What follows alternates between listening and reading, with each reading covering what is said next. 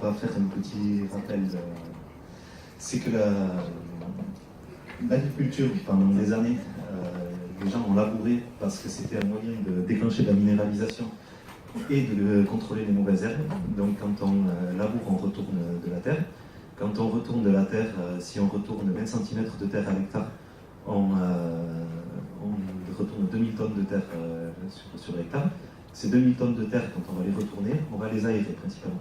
Et cette aération du sol, elle va avoir comme but principal de déclencher de la minéralisation et donc de libérer de la fertilité en dégradant de la matière organique. Donc ça, c'est la principale fonction du travail du sol. Et le labour en soi, c'est prendre la couche superficielle pour la mettre dessous. Et ça permet aussi de gérer un stock de mauvaises herbes. Alors autrefois, ils ne labouraient pas tous les ans. Ils travaillaient le sol, mais ils ne labouraient pas tous les ans. Et maintenant, beaucoup de gens vont labourer tous les ans. Et donc en fait, le stock de mauvaises herbes, l'effet du désherbage par le labour ne fonctionne pas. Ensuite, TCS, donc technique culturelle simplifiée. On met beaucoup de choses dans le mot TCS, c'est-à-dire qu'on prend des outils qui vont permettre de déclencher de la minéralisation, de travailler le sol, sans avoir une fonction de labour qui retourne de la terre de dessus pour la mettre dessous. Dans les TCS, on retrouve beaucoup de choses. On retrouve des outils qui vont très profonds, on retrouve des décompacteurs, on retrouve d'autres outils qui vont travailler très superficiellement. On retrouve aussi le stripting qui consiste à travailler juste la ligne de semis. Donc on va mettre beaucoup de choses dedans. Le semi-direct, alors il est utilisé différemment chez nous et dans d'autres pays. Chez nous, on fait principalement du semi-direct sous couvert, comme l'ont montré mes collègues tout à l'heure. Donc, ce qui permet d'avoir une couverture végétale vivante qui va travailler le sol. Dans d'autres pays, ils ont des sols suffisamment fertiles et suffisamment riches en matière organique, notamment Argentine, Brésil, États-Unis, Canada et pays de l'Est, pour pouvoir faire du semi-direct sur semi-direct avec des épandages de phytoparavions, sans établir de jugement de valeur. En tout cas, ils font ça comme ça. Ils ne font pas des couverts. Ils commencent à le faire maintenant parce qu'ils se sont rendus compte que vous avez peut-être entendu parler de problèmes de résistance des plantes aux herbicides. Et donc, il commence à y avoir des soucis en utilisant ces techniques-là, même en semi-direct classique. Et donc, juste pour transiter avec ces petites choses-là, ces gens-là utilisent des semoirs qui font parfoir 20 mètres de large, avec des débits de chantier. Les plus gros semoirs et les records sont sur des semis de 3000 hectares à la journée.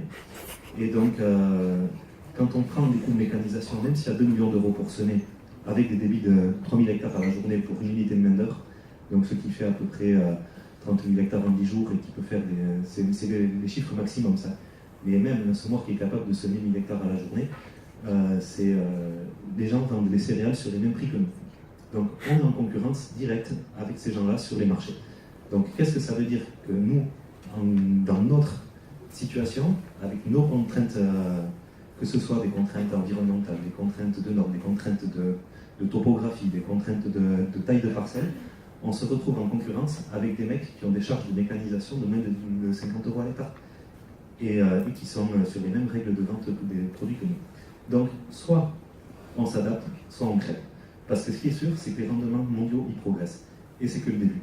C'est-à-dire que quand on commence à voir que les Chinois, ils sont sur une moyenne de rendement de blé de 30 quintaux à l'hectare, et pour arriver jusqu'à nous, ils vont produire du blé et ils vont nourrir du monde.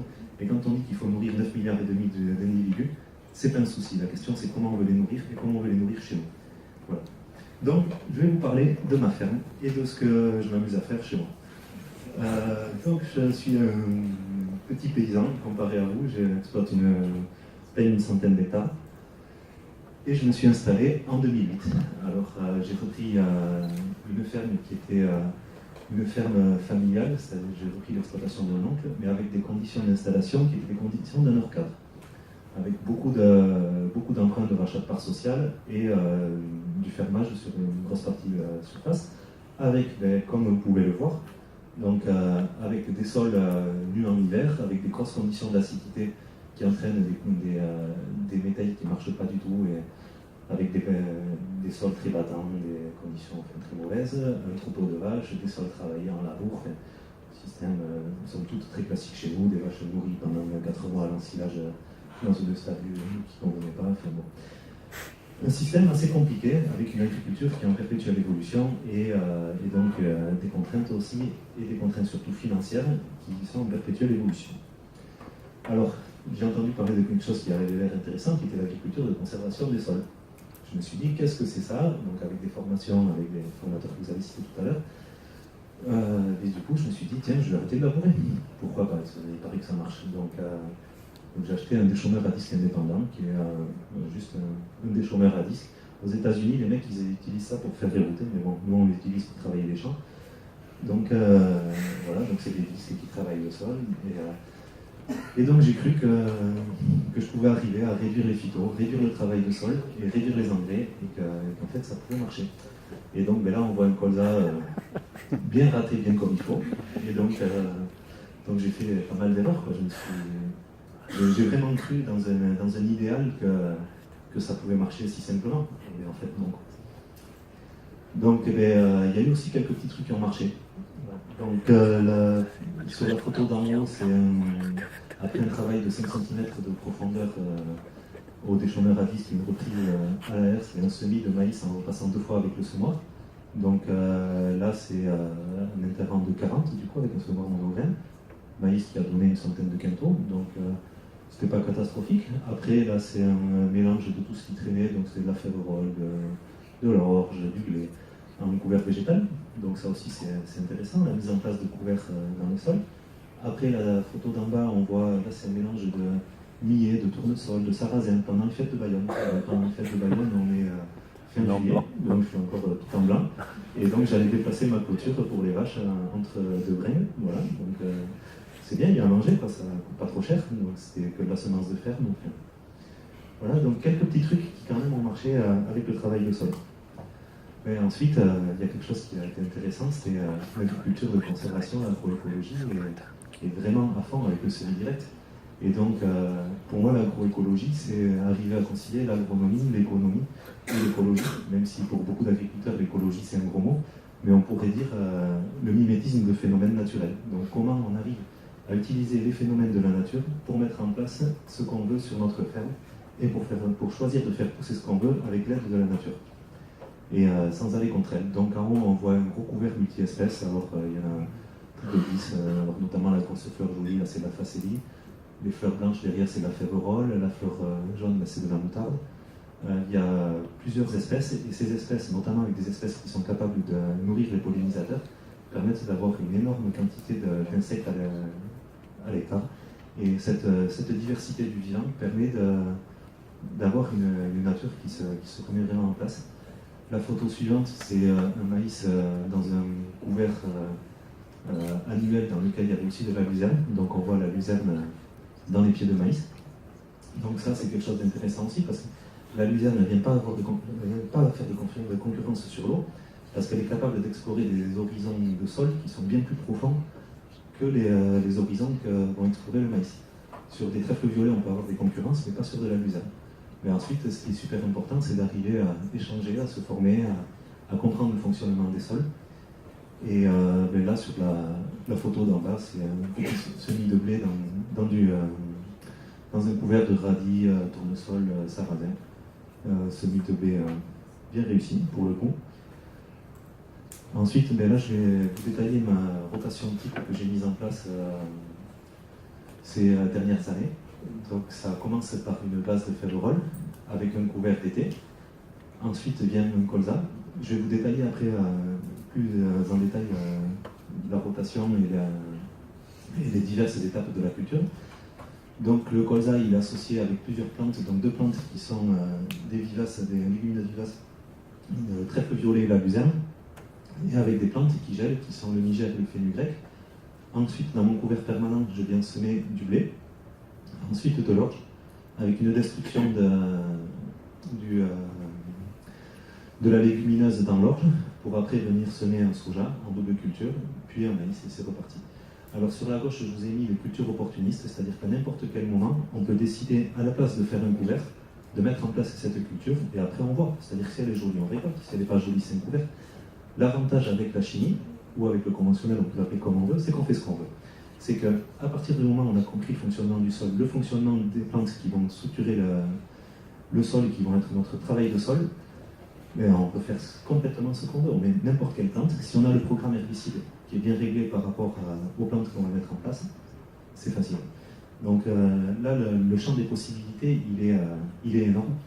Et donc après on s'amuse. Donc il faut le tas de ferraille, il faut les graines, et après on fait ce qu'on veut, et puis on récolte pas. Ça dépendra de l'état de la culture. Et donc ça permet d'avoir une gestion très opportuniste de notre fonctionnement de sol. Alors il y a quelque chose que mes collègues n'ont pas tout à fait expliqué aussi tout à l'heure, c'est que quand on travaille un sol, donc comme je l'ai dit au départ, on va minéraliser énormément de matière organique. Donc cette minéralisation, elle va libérer de la fertilité. Quand on retourne une prairie, on va libérer à peu près 500 unités d'azote. Donc ce travail de sol qui va libérer cette fertilité, par exemple sur un maïs, qui va aller consommer 250 unités d'azote, maximum. Et donc on va en avoir libéré 500. Donc il va s'en restocker une partie, mais il va aussi s'en lessiver. Par contre, quand on fait du semi-direct, les seuls éléments qui déclenchent de la libération de fertilité, c'est ce qui est capable de fournir le sol avec l'oxygénation qui est présente dans le sol. Donc le réchauffement du sol, le travail des bactéries. Et donc au moment du semis, dans des conditions plus ou moins froides, il y a beaucoup moins de libération de fertilité, justement. Et donc là où il y a quelque chose qui est déterminant dans la condition et la réussite de toutes ces techniques-là, c'est la localisation de fertilité. Il faut être capable de localiser la fertile dans la ligne de semis ou au ras de la ligne de semis. Et c'est ça qui fait exploser les rendements et exploser les réussites. Et même dans un soja. Un soja, c'est une légumineuse, mais c'est une plante qui est autonome qu'à 50% sur l'azote. Si on ne lui localise pas de l'azote pour le départ, quand on va lui localiser, elle va mettre plus de temps à démarrer, mais elle va en fixer plus dans tout le long de son cycle, et elle va produire beaucoup plus de rendement. Donc ça, c'est des choses qu'on ne connaissait pas avant et qui sont des choses très très importantes sur l'importance en semi-direct de localiser la fertile pour passer plante. Ensuite, donc, dans le détail, on commence avec une févrole. Donc là, c'était une févrole qui n'a pas fait autant de bousses que ce que j'aurais aimé, mais elle est montée en végétation. Dans l'opportunisme, je n'ai pas été bon, j'aurais dû semer en direct dedans, mais j'ai choisi de la mener au bout en graines, parce que c'est des terres qui sont très ingrates. Mais une févrole de cette taille, elle a fixé 300 unités d'azote. Dans les 300 unités d'azote qu'elle a fixées, elle a peut-être recyclé 50, il y en a qui auraient pu se lessiver, et elle a fixé d'azote atmosphérique 250.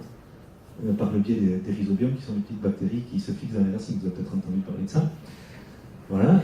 Donc ensuite, après une récolte de févrole, on sème un couvert, et après on vient semer dans le couvert.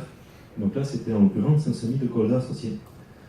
Donc le colza associé, on peut voir la levée dans la paille. Donc il y a tout qui est. C'est mignon. Il y a du niger, ces petites plantes qui sont au milieu, il y a du fenugrec en dessous, il y a de la luzerne, il y a du trèfle violet. Donc toutes ces petites plantes, elles sont hyper intéressantes.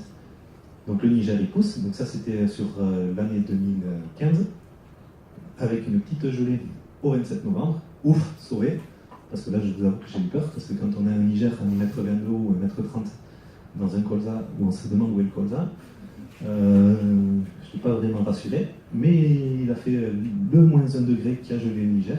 Après, suivant les zones en France, on peut utiliser plus ou moins de variétés, c'est-à-dire qu'il y en a qui utilisent de la gesse, il y en a qui utilisent de la févrole. Il y en a qui utilisent de la lentille, il y a plein de plantes qui sont utilisées. Mais chez nous, comme on est vraiment au sud-ouest, il faut vraiment avoir des plantes qui gèlent à zéro. Ensuite, on retrouve sous notre colza on retrouve notre luzerne et notre trèfle. Derrière, il y a un colza à 2 mètres de haut, c'est sympa. Puis après, voilà, à la récolte du colza, on a notre luzerne qui est dessous. Après, une petite flotte de luzerne. Après, il y a un bouffet. Voilà, donc ça c'est hyper intéressant parce qu'on se retrouve avec de la nourriture pour les vaches à des périodes où normalement on n'a pas vraiment de nourriture, où les prairies sont presque en rupture et que les vaches, les couverts qui soient annuels ou temporaires peuvent prendre, qui soient pluriannuels ou annuels, peuvent prendre le relais dans une culture. Ensuite, je vais vous montrer le semis.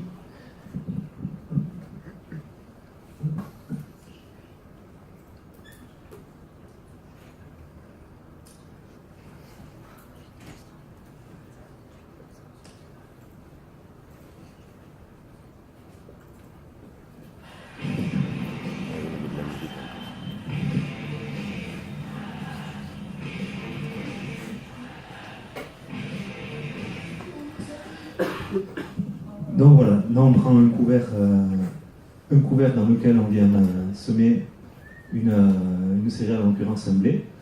Donc là, maintenant, ça c'est des semis en bio, parce que un truc intéressant, c'est que si je suis en conversion en bio maintenant, donc je vous en parlerai après, avec de l'azote organique localisé dans le semoir et la semence qui vient par devant, dans un couvert permanent, donc quelque chose comme le couvert est relativement propre et là, donc on peut voir les graines de blé ici, dans les chaumes de colza, avec le couvert qui a été semé avec le colza, donc ça permet déjà de gagner du temps dans l'implantation du couvert, d'avoir un couvert en place, là j'ai aussi broyé une coupe, donc peut-être cette coupe broyée elle représente à peu près 40 unités d'azote. Donc ensuite, ça c'est la levée du blé de cette année en bio. Voilà, donc c'est un mélange de variétés anciennes, ça a l'air de tenir la route.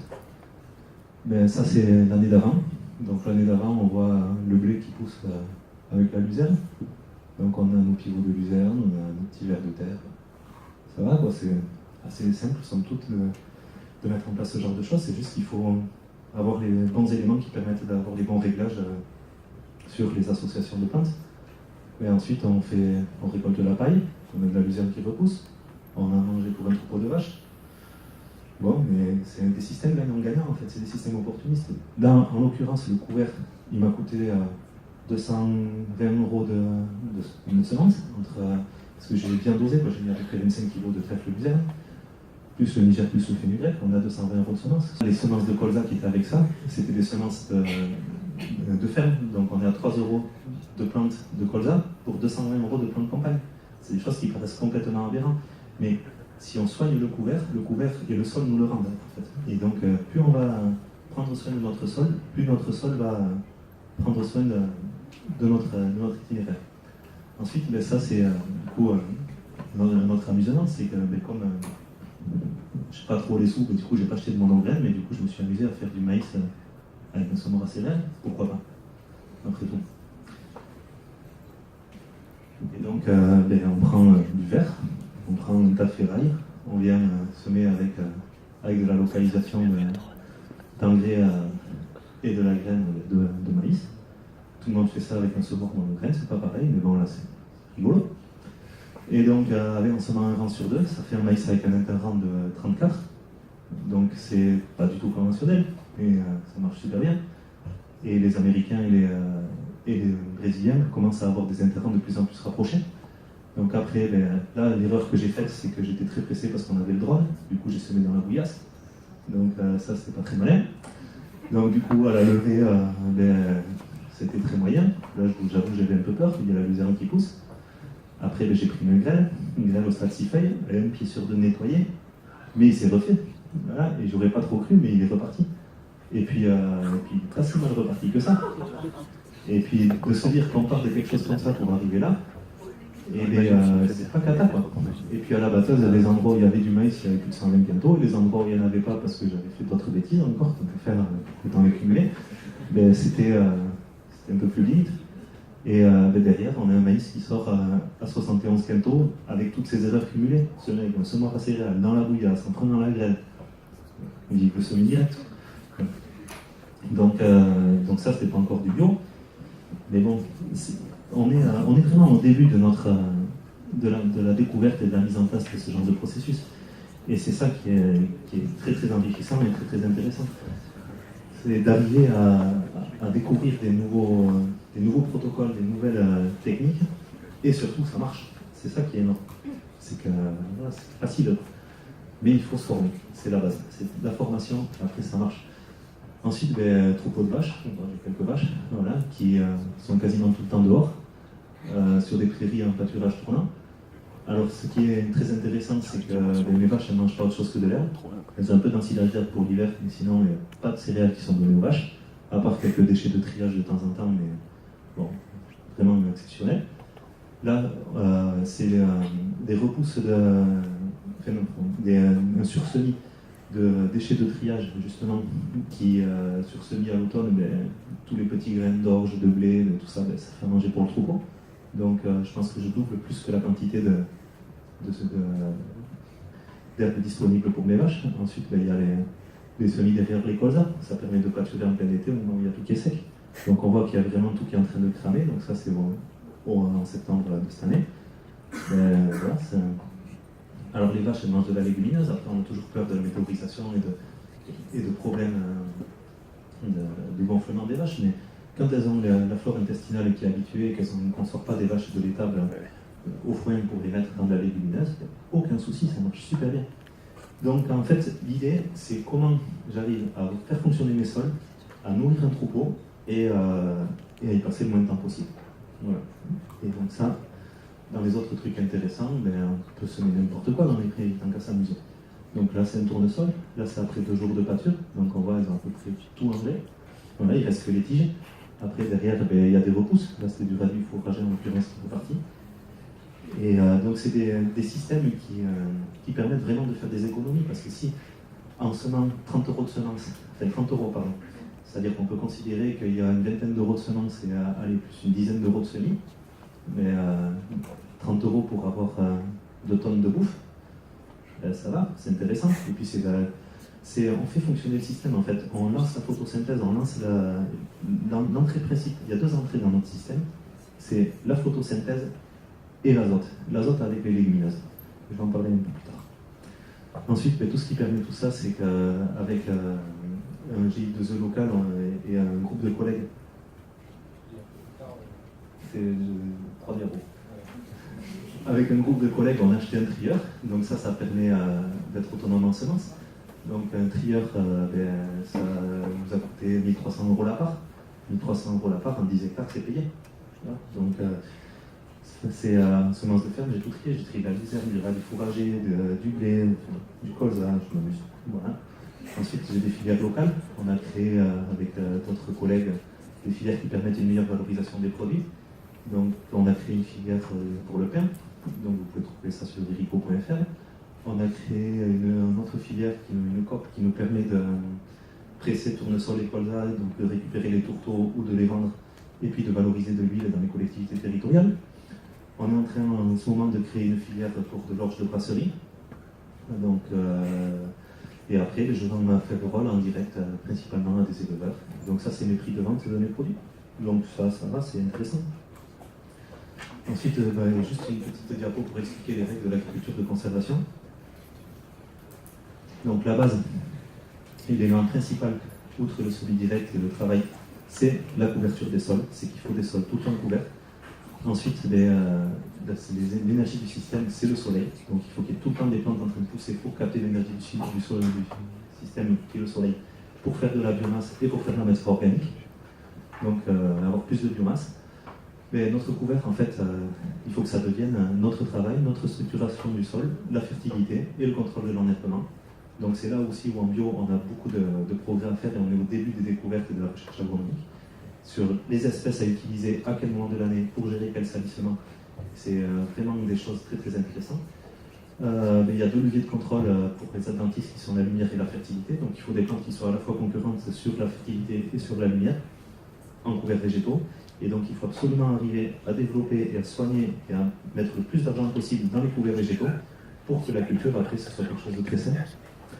Ensuite, beaucoup de légumineuses, parce que le plan 4 pour 1000 du gouvernement, il est super, sauf que 4 pour 1000, ça veut dire 0,4% d'azote, mais ça, 0,4% de carbone, pardon, mais qu'est-ce que ça veut dire? Ça veut dire que sur un point de matière organique, on stocke 2 tonnes d'azote à l'hectare. Donc, et tous les éléments minéraux qui vont avec. Donc il faut arriver à rendre disponibles tous les éléments minéraux, et ça, c'est en faisant travailler l'activité biologique. Et donc pour nourrir l'activité biologique et les bactéries, c'est les sucres. Et comment on met en place les sucres? Et après, enfin, c'est qu'il faut avoir beaucoup de rigueur d'application sur les connaissances qu'on a et gérer les choses avec beaucoup d'opportunisme. Et donc décider vraiment de temps en temps, là il y a tel salissement, donc je vais faire telle espèce de couvert qui va entraîner telle culture derrière. C'est-à-dire que maintenant, c'est le couvert végétal qui va entraîner la culture et le couvert végétal il va être en fonction du salissement qu'il y a à gérer. Sachant que chaque destruction doit se faire par un coloflacage, donc coût de mécanisation 10 € l'hectare. Voilà. Donc maintenant, je passe en bio, donc je prends un énorme risque parce que toutes ces filières-là qui marchaient très bien, elles sont terminées. Toutes ces itinéraires techniques terminés, voilà. Il faut terminer, les herbicides terminés. Donc ça, c'est des photos que j'ai prises ailleurs, donc pas chez moi. Ça vient de l'université du Manitoba au Québec. Donc ça, c'est des maïs sous des couverts de veste très fin carlin. Donc ça tient vraiment la route. Là, on a du soja sous seigle forestier, à l'université de Wisconsin. Donc, s'il y a des mecs qui arrivent à l'autre bout du monde à le faire, je vais y arriver. Aucune raison que j'y arrive pas. Voilà, ça c'est sûr. Combien de temps il faudra pour le faire? Est-ce qu'il faudra 2 ans, 5 ans? Ça, je ne sais pas, mais je vais y arriver. Et juste pour donner un ordre d'idée, mais si on est sur des charges conventionnelles avec un maïs semé en semi-direct, quitte à mettre 500 € d'engrais, on va arriver à 900 € de charge. 900 € de charge pour un maïs à 350 € tonne, c'est-à-dire qu'à 3 tonnes, je rentre dans mes frais. C'est-à-dire que si je fais 10 tonnes sur un maïs bio, voilà. Donc l'objectif du passage en bio, c'est de passer à plus de 1000 € de marge nette à l'hectare et avec une marge brute de 2000 au moins. Voilà. Donc quitte à avoir plus d'amortissement, mais avoir un système hyper rentable maintenant avec des sols qui fonctionnent. Et donc les perspectives pour tout ça, c'est qu'est-ce qui se passe, qu'est-ce qui se passe ailleurs. Mais il y a des Américains qui s'amusent à faire du relais cropping, où on ramasse notre blé avec des sous de soja qui est en train de pousser, et donc des semis de soja dans du blé vert. Et dès que le blé commence à libérer suffisamment de lumière en séchant, le soja prend la place. Ensuite, il y a le radish tillage, où ils s'amusent à faire des lignes de radis, et ça je compte le faire très vite. Parce que la ligne de radis, quand elle va mourir, elle va libérer beaucoup de sucre pour les bactéries. Et notamment, il y a moyen de réchauffer la ligne de semis en semant en RTK à 5 cm de cette ligne de radis. Il y a moyen de réchauffer la ligne de semis et donc de déclencher une de raccourci, d'avoir une minéralisation qui soit plus précoce dans le temps, et notamment d'avoir plus de chances de coller avec les besoins d'un blé, parce que les besoins d'un blé, c'est au stade des pieds 1 cm, il a besoin de 100 unités d'azote. Et en bio, libérer de l'azote au mois de mars, quelle que soit la quantité qu'on met, il n'y a pas de minéralisation. Donc ça, c'est un des leviers, je pense, qui peut être très bon à explorer. Et puis après, c'est le semis à la volée. C'est que là, on explore donc semis à la volée et compagnie. On met en place une énorme plateforme d'essai chez moi, où on va essayer à peu près... il y aura 90 modalités en tout, et notamment avec 25 modalités de couvert différentes, dans lesquelles on va semer du colza, de l'orge, du maïs, du soja.